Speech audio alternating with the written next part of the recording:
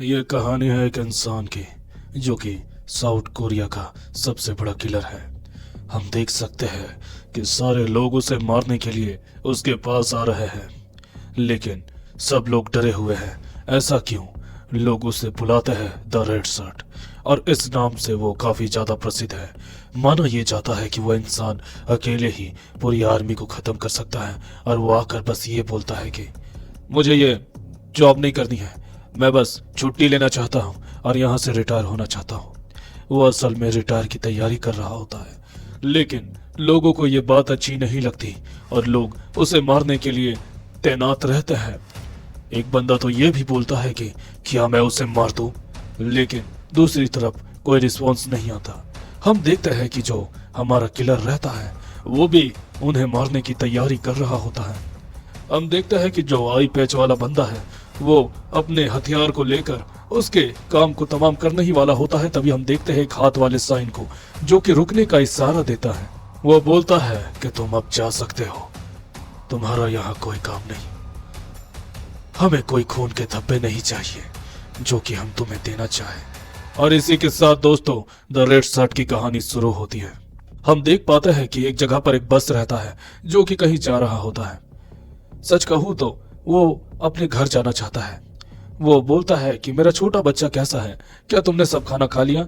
Daddy तुम्हें miss करते हैं। सच कहूं तो मैं जितनी जल्दी हो सके उतनी जल्दी आने की कोशिश करूंगा।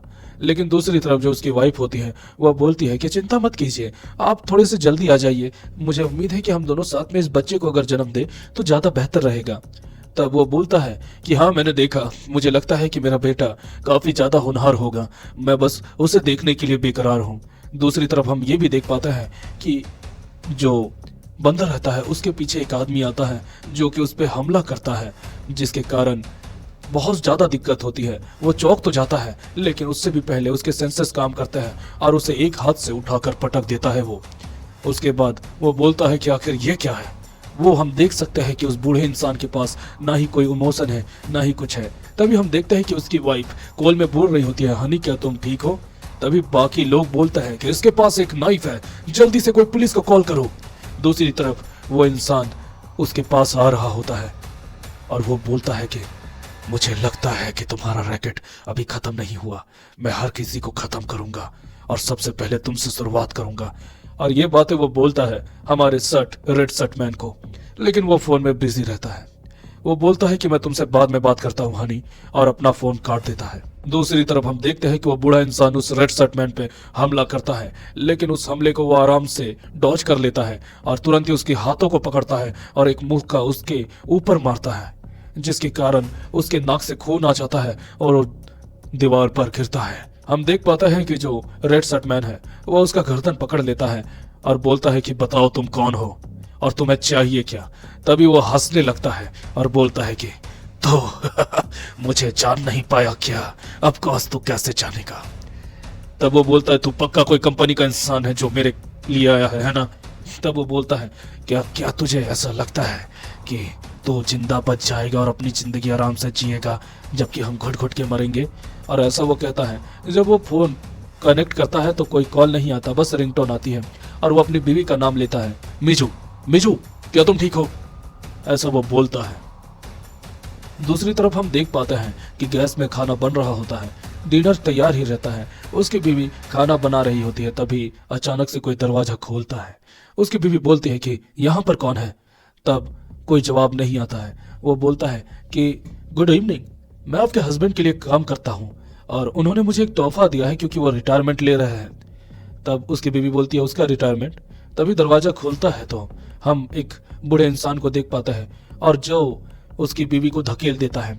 वो बोलता है प्लीज मुझे मत मारो, और दूसरी तरफ वो उसके बालों को पकड़ता है और हम देख पाते हैं कि वो वही आई पैच वाला बंदा रहता है जो कि उसकी गर्दन में चाकू को रखता है। तब वो बोलते हैं कोई मेरी मदद करो।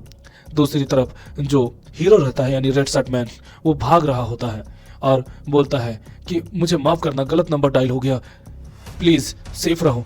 वो उसकी चिंता करके अपने घर की ओर आता है, लेकिन जब वो दरवाजा खोलता है तो उसे बस उसके पैरों के निशान दिखते हैं। वो इस चीज को लेकर काफी ज्यादा हैरान हो जाता है और बहुत ज्यादा परेशान होकर अपनी बीवी को ढूंढने लगता है। तभी वहां पर वही आई पैच वाला बंदा आता और बोलता है स्वागत है तुम्हारा, बैठ जाओ। हम देख पाते हैं कि वो बोलता है मुझे पता नहीं था कि तुम्हारा एक बेटा भी है, बच्चा भी है। हालांकि क्या यही एक कारण था जिसके कारण तुमने हमें धोखा दिया। हम देख पाते हैं कि उसके पास बहुत सारे लोग रहते हैं। तब वो ये भी बताता है कि मैं तुझे जैसा समझता था तो वैसा नहीं है। दूसरी तरफ हम देख पाते हैं कि वहां पर चारों तरफ खून के ही धब्बे रहते हैं और वो बोलता है कि क्या प्रेसिडेंट को पता है कि तू यहाँ पर है। तब वो बोलता है ऑब्वियस सी बात है, कभी कभी कुछ डिसीजंस अकेले में रहने चाहिए। और ऐसा कहता है वो अपने आई पैच को निकालता है और हम देख पाते हैं कि आई पैच में उसकी एक आंख नकली रहती है। ये बातें देखकर वो काफी ज्यादा गुस्सा हो जाता है। बाकी लोग उसे मारने के लिए उसके पास दौड़ते हैं, लेकिन वो सबको आसानी से बराबर की टक्कर देता है। वो उस बंदे का हाथ ही तोड़ देता है और चाकू उसके हाथों से लेकर बाकी सबको पूरी तरीके से जख्मी करता है।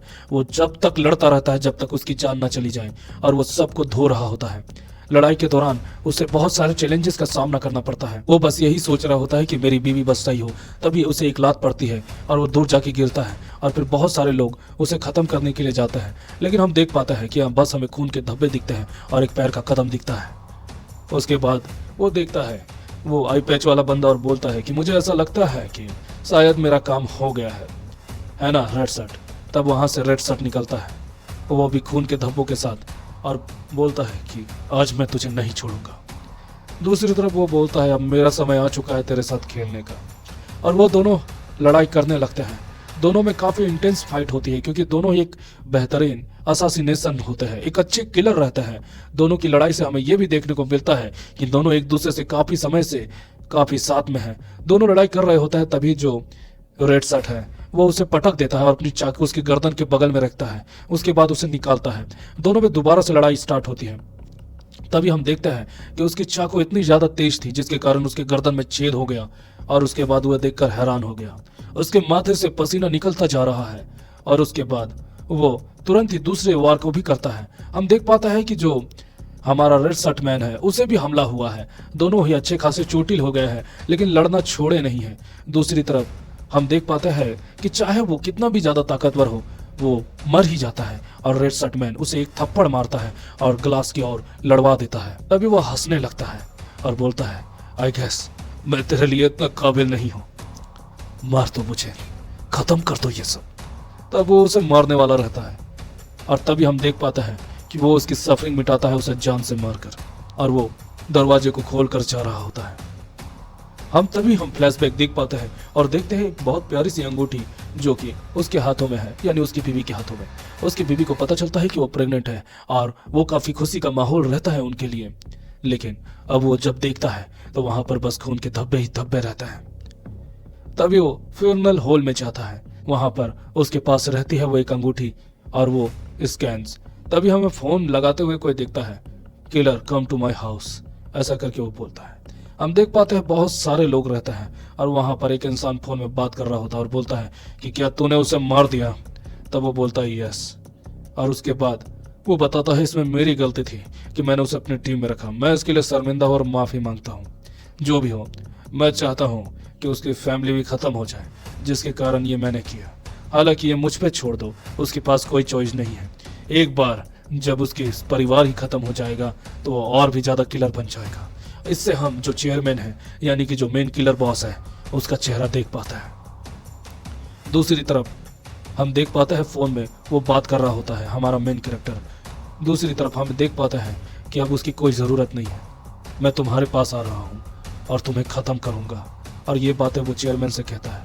तो दोस्तों इसी के साथ रेड शर्ट का चैप्टर 1 खत्म होता है। मिलते हैं नेक्स्ट एपिसोड में। और अगर आपको ये वीडियो अच्छी लगी तो वीडियो को लाइक करें, शेयर करें और सब्सक्राइब करें।